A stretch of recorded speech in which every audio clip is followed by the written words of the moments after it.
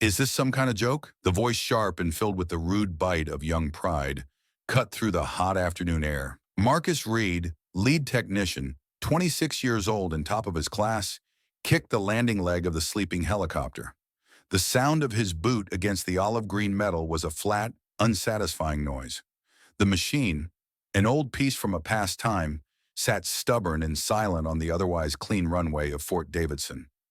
Around it, a team of a dozen technicians in clean coveralls stood with their arms crossed, their faces a mix of frustration and embarrassment. Laptops with checking software lay open on portable tables, their screens filled with green-lit system checks that all screamed the same lie. Everything was fine. Yet the UH-1 Huey, lovingly nicknamed the Freedom Bell, refused to start. Its rotor blades hung in the heat like dying leaves. A few yards away, an old man stood alone, his presence a quiet challenge to the busy energy of the technicians. He was thin, with a cloud of white hair and skin worn by decades of sun and wind. He wore simple denim jeans and a faded olive-green jacket, the kind that had gone out of style before most of the people on the runway were born. He just watched, his hands tucked into his pockets, his look fixed not on the rushing technicians, but on the helicopter itself, as if listening for a secret it refused to share with anyone else. Lieutenant Anderson, the officer watching over the mess, walked over to the old man. His jaw was tight, his body stiff with the authority of his fresh-out-of-officer school rank. "Can I help you, sir?" he asked. The word "sir," a politeness stripped of all respect. "This is a restricted area." The old man's eyes, a pale clear blue, shifted from the helicopter to the lieutenant. They were calm, watching, and held a depth that made Anderson feel strangely see-through. "General Richardson sent for me," the old man said, his voice a low, rough sound. "The name's Henry Cole." Reed overheard and walked over, wiping grease from his hands with a cloth. "Cole, you're the guy the general pulled out of retirement. We've got a dozen certified electronics specialists here, 3 master mechanics, and a direct line to the manufacturer's engineering department. What exactly do you think you're going to do?" Henry's look drifted back to the Huey. "Just look for now." "Look!" Reed laughed, throwing his cloth onto a toolbox. "We've been looking for 6 hours. The digital tester shows perfect connection. The fuel lines are clear. The starting system is getting power. Every sensor is online. The computer says it should fly. It's this old pile of bolts. It probably just decided to die." A few of the younger technicians laughed. The disrespect was thick enough to taste.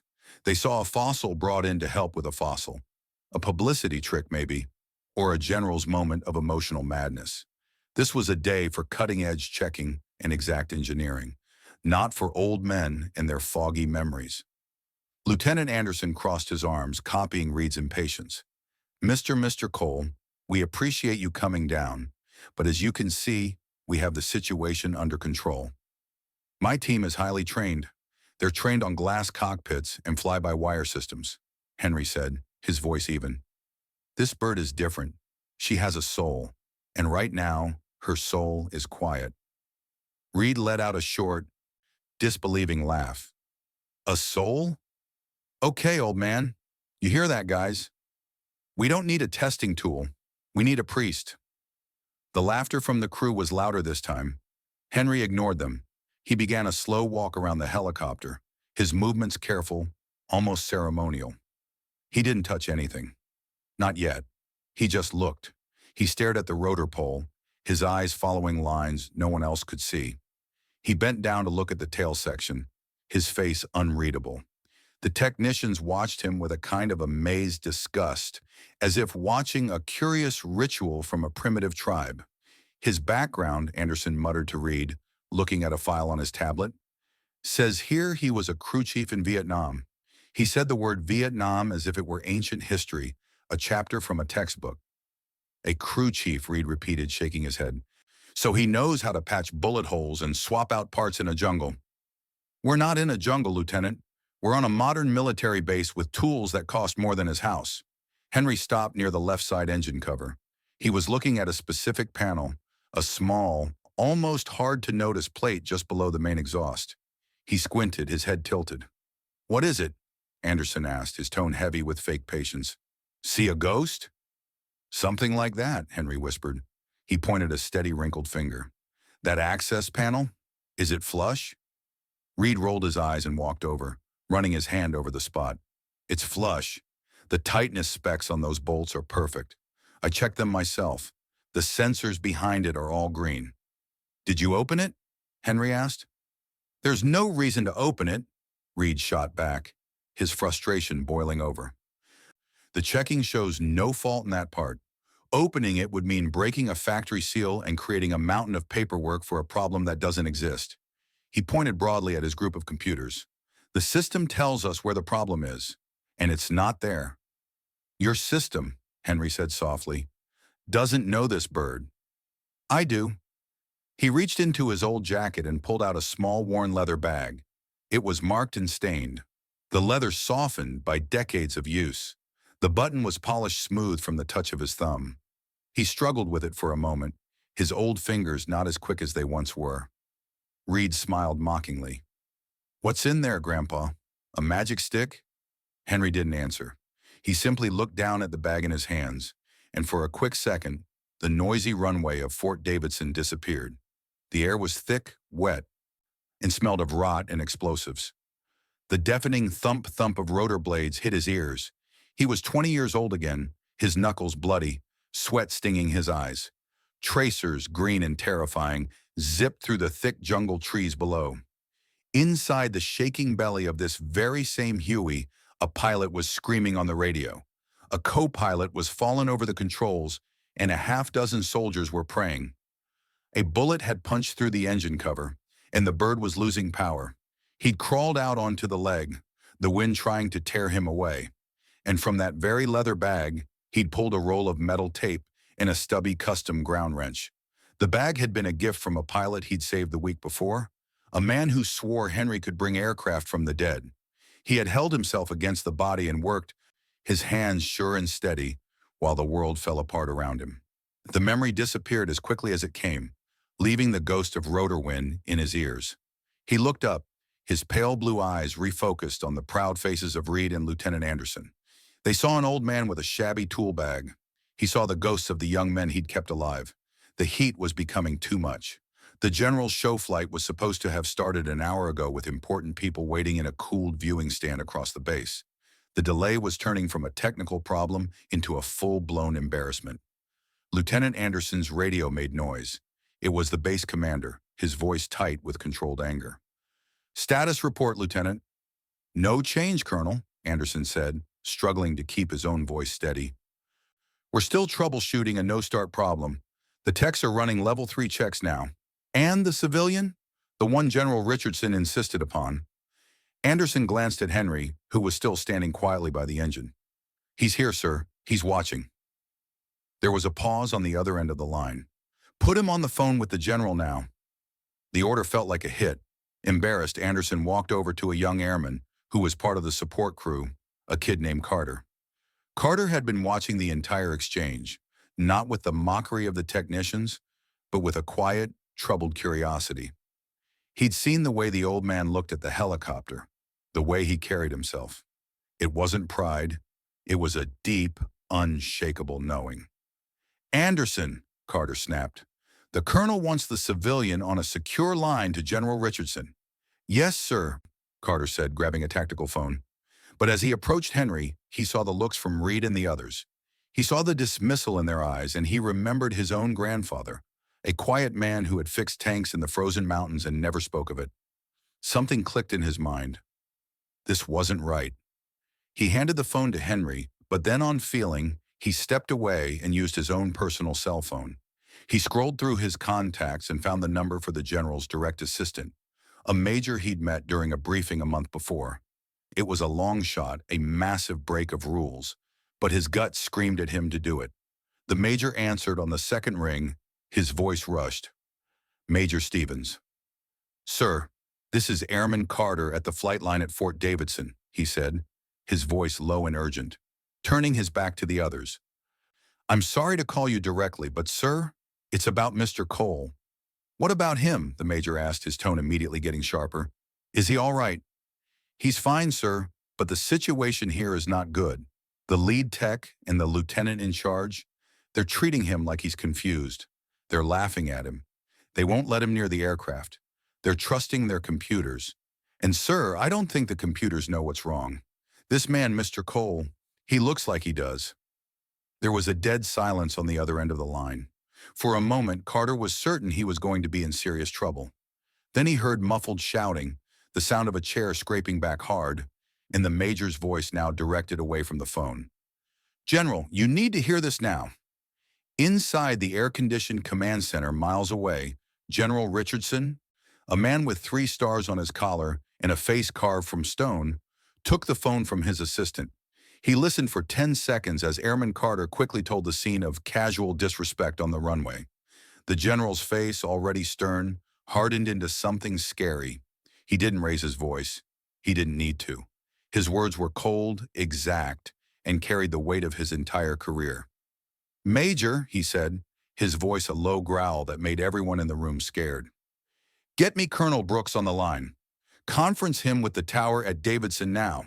He looked at his assistant, and get me a car. I'm going down there myself.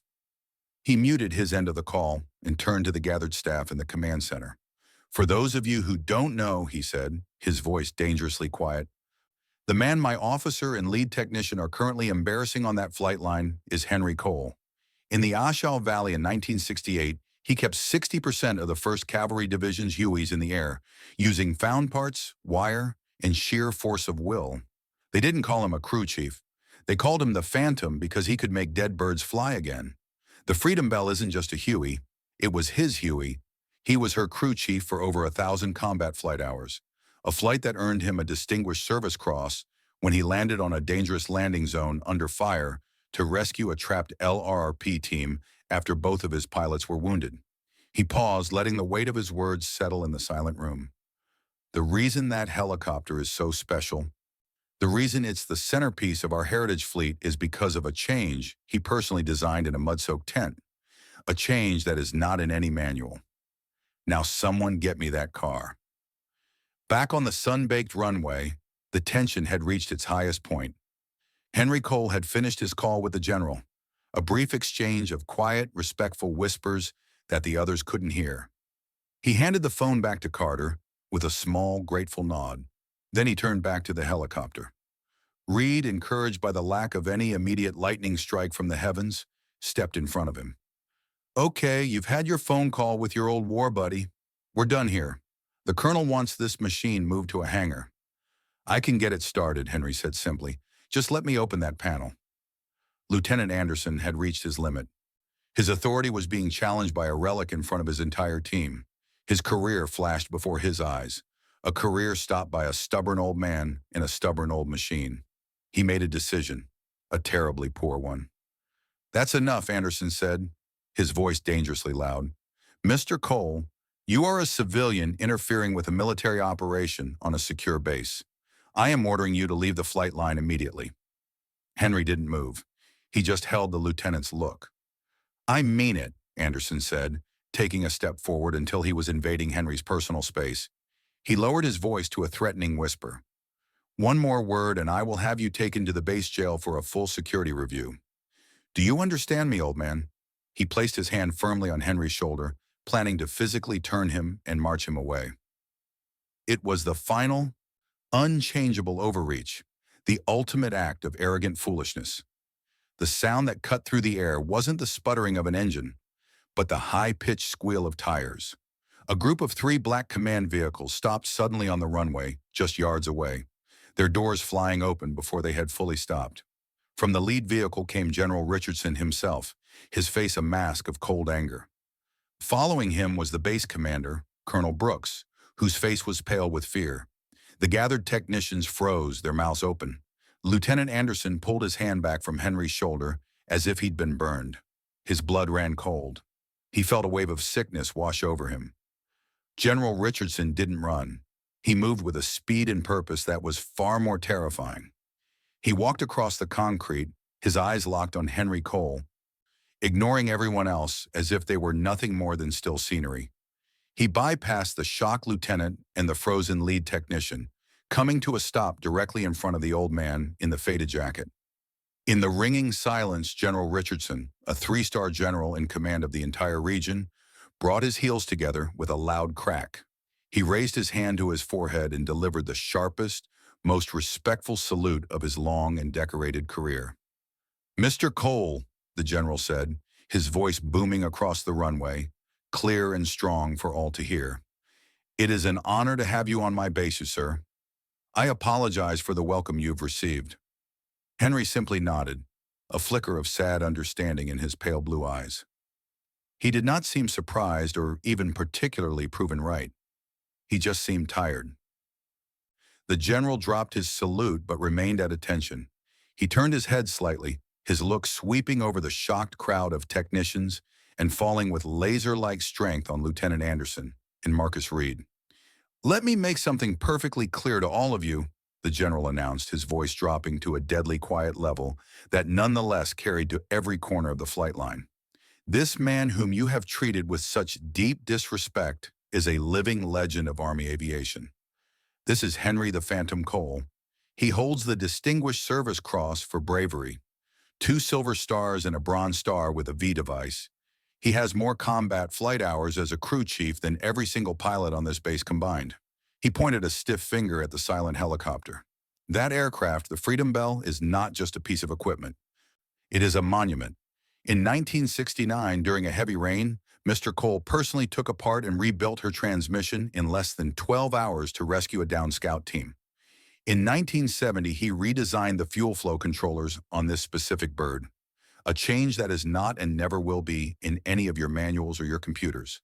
A change that allowed this Huey to fly higher and carry more weight than any other in the fleet. A change that saved the lives of my entire platoon when he flew in to pull us off a hilltop we were about to be overrun on. I was a scared second lieutenant then, and he was the calmest man I have ever seen." A wave of shock rippled through the crowd. Jaws were loose. The technicians, who moments before had been laughing, now looked at Henry with a mix of wonder and deep, burning shame. Reed looked as though he might be sick. Lieutenant Anderson's face had gone from pale to gray. He was staring at the ground, unable to meet anyone's eyes. The old man wasn't just a forgotten veteran. He was a giant, and they had been trying to swat him like a fly. The general turned his full attention back to Anderson and Reed. His voice was now barely a whisper, yet it was more terrifying than any shout. "Your pride, your blind faith in your technology, and your total lack of humility and respect have disgraced your uniforms in this command. You had the one man on this planet who knows this aircraft's every secret standing right here offering his help, and you threatened him." He stepped closer to the lieutenant. "You put your hand on him. It wasn't a question. It was a judgment." "General," a quiet voice interrupted. It was Henry. He had stepped forward, placing a gentle, calming hand on the general's stiff forearm. "They're good men, just from a different time. They trust their screens. It's not their fault. The bird just needs a familiar touch, that's all." His kindness was more cutting than any scolding. He was defending the very men who had embarrassed him. In that moment, he wasn't just a hero from the past. He was a teacher, offering a quiet lesson in wisdom and forgiveness. The general held his stare on Anderson for a moment longer, then gave a short, almost invisible nod. He stepped back, giving the stage. "She's all yours, Phantom." Henry walked to the side of the Huey and finally opened the button on his worn leather bag. He didn't pull out a checking tool or a complicated meter. He got out a single, oddly shaped wrench. It was dark, made from some unknown metal, and curved at an angle that matched no standard tool. As his fingers closed around it, the world flickered again. He was in a burning makeshift hangar at Quezon, the air thick with the smell of canvas and hot metal. He was grinding this very piece of steel on a wet stone, shaping it by hand, checking its fit against a custom bolt he had made himself. It was for his change, the one no one else knew about, the key to the secret heart of the machine. The bolt controlled a manual bypass for the primary fuel injector, something he designed for emergencies, something no computer would ever know to look for.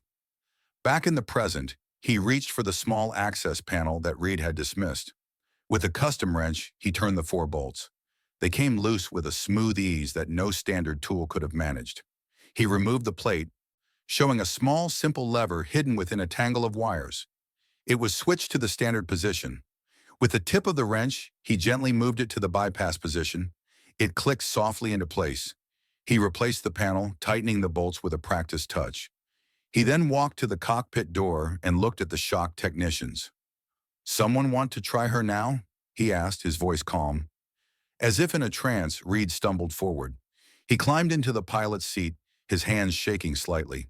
He went through the startup sequence, his fingers flying across the controls from muscle memory. But this time, when he hit the start switch, the result was different. There was a cough, a sputter, and then with a thunderous roar that shook the very air, the turbine engine of the Freedom Bell screamed to life. The long hanging rotor blades began to turn, slowly at first, then faster and faster until they were a shimmering invisible disc, beating the air into submission with a familiar life-giving thump, thump, thump that was the heartbeat of a generation. The effect on the crowd was instant. A sudden cheer erupted. Airman Carter, the young man who had made the call, had tears in his eyes. The technicians were clapping, their earlier pride replaced by pure, total wonder. Henry Cole simply stood back, a small, sad smile on his face, watching the bird he loved come back to life. In the days that followed, the results were quick but quiet. General Richardson didn't court Marshal Lieutenant Anderson or fire Marcus Reed. Instead, he started a new mandatory training program for all maintenance workers across his command, the Heritage Program. It focused on the history of their service branch's most famous equipment, told through the stories of the men and women who flew, fought, and fixed them. The first module was about the UH-1 Huey, and its star was a grainy photograph of a young crew chief named Henry Cole. A week later, Reed and a humbled Lieutenant Anderson found Henry at a small roadside diner a few miles from the base. He was sitting in a booth by the window, drinking a cup of coffee. They hesitated at the door, then walked over, their hats in their hands. "Mr. Cole," Anderson said, his voice barely a whisper. Henry looked up and nodded. "Lieutenant, Mr. Reed." "Sir," Reed began, his voice thick with emotion. We came to apologize. What we did, how we treated you, there's no excuse. We were proud and we were wrong. We are so sorry." Henry looked at their faces, at the genuine regret in their eyes. He pointed to the empty seat in the booth. "Sit down," he said, his voice gentle. "Let me buy you boys a cup of coffee, and maybe if you've got the time, I'll tell you a story or two about that old bird." They sat, and as the afternoon sun streamed through the diner window, the old hero began to speak, bridging the gap between generations with stories of courage, creativity, and the quiet, humble bravery of the forgotten. "We hope you were moved by the story of Henry Cole. These tales of quiet heroism deserve to be heard. If you agree, please like this video, share it with your friends, and subscribe to our channel for more stories that honor our heroes.